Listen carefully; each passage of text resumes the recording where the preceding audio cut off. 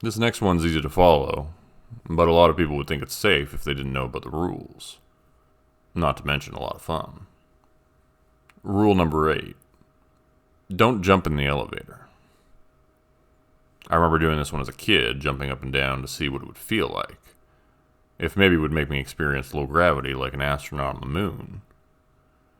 As a little kid, the elevator didn't even notice.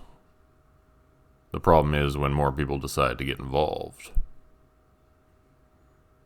A call I was responding to a while back was to rescue a group of college students who'd been out drinking and decided to jump in the elevator for fun after visiting the pub.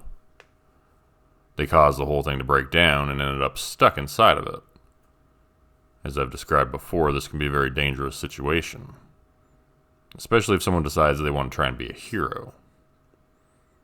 If that temptation arises, just remember rule number 4 and stay right where you are. Or you're already in trouble. Just make sure you have a working cell phone with you in case the emergency call button doesn't work, which it often doesn't, at least in my town. So anyways, these kids were stuck in the elevator, and I'm outside the doors telling them to calm down, not to panic. They're screaming and screaming about how there's not enough air, and they're gonna die down there, and why won't I just let them out? And I'm trying to be polite, but they're just so loud. I can only work so fast. Sure, I know they've been in there for 2 days without food or water, and the fan is broken, and 2 of them have passed out, and 1 is no longer breathing. But I've called the paramedics, and that's about the extent of my abilities as far as these things go. The door finally budges after a swift kick to the butt of the pry bar with my boot. I manage to get the thing open, and hands pull me inside into the darkness as I scream. The doors rattle shut behind me. "Hello?" I asked the seemingly empty elevator car. It had sounded like a dozen people in there just a minute before, and then I remembered the accident. When that group of college kids had died in the same elevator shaft 10 years before. The cable had snapped. They'd been jumping in the car when that had happened. It hadn't been completely their fault. It took a lot of negligence on the part of the building owner, the tenants, as well as the elevator repairman who serviced it for something so catastrophic to happen. A soft and delicate pair of hands suddenly reached out from nowhere in the darkness and began to caress my neck, and then my chest. The hands probed downwards, teasing and exploring, and another pair of hands was on me and another doing the same thing. Enticing scents invaded my nostrils, sex pheromone perfume, and something else more unpleasant beneath that. A voice whispered in my ear, "You like it? Of course you do. Stay with us." I felt my belt being undone and the buttons of my pants and my fly. Part of me had a bad feeling about all of this, but then the other part thought, holy shit, a threesome? A foursome?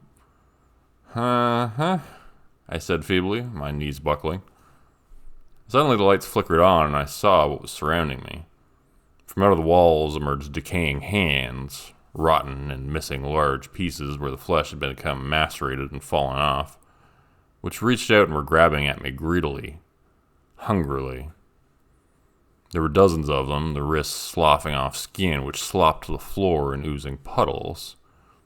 They caressed my skin with their necrotic hands and pulled me this way and that, greedily as I trembled with fear and fought to maintain my sanity.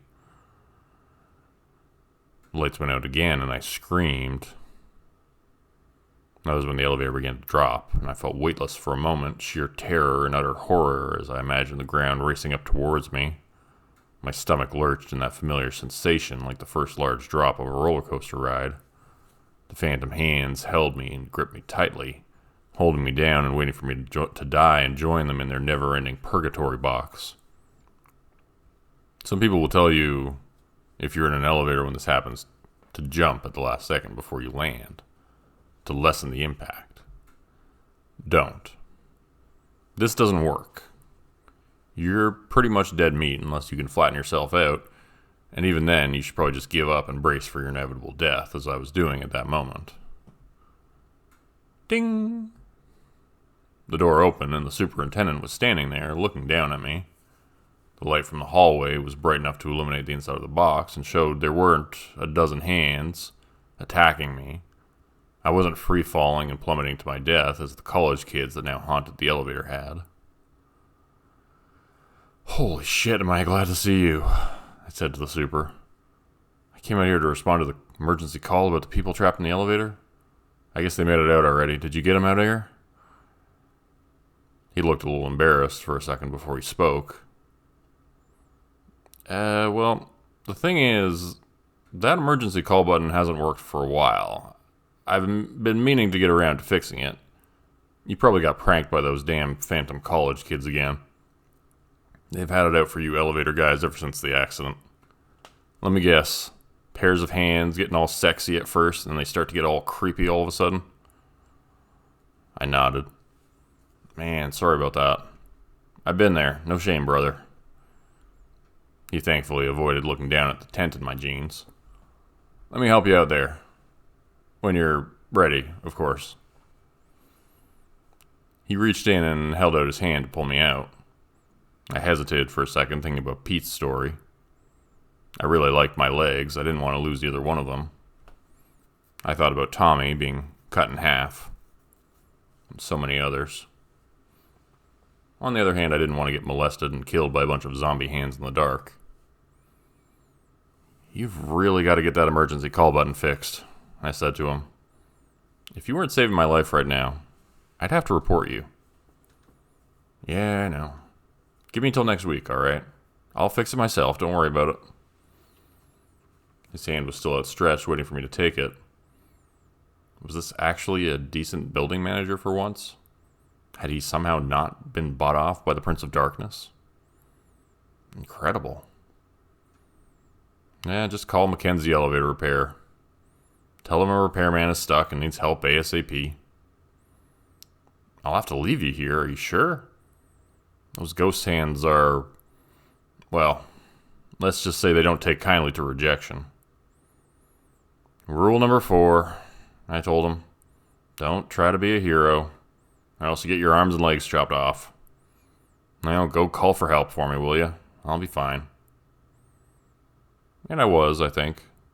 More or less. Probably. I mean, my hair turned white the instant that door stood shut again after he left, at the sight of the unspeakable horrors that unveiled themselves to me. I was rescued not long after, although it felt like 1,000 years to me, by Pete, who once again managed to rescue me from certain death. It wouldn't be the first time, nor would it be the last. So the moral of the story is, don't jump in elevators. It just isn't worth it. Even if it does make you feel like an astronaut floating in space for just a fraction of a second. I mean, if you jump around a little, it's probably not going to hurt anybody. And you only live once. But don't. Definitely don't. And also just not all at the same time, okay? All right. Part 9, rule number 9 is next.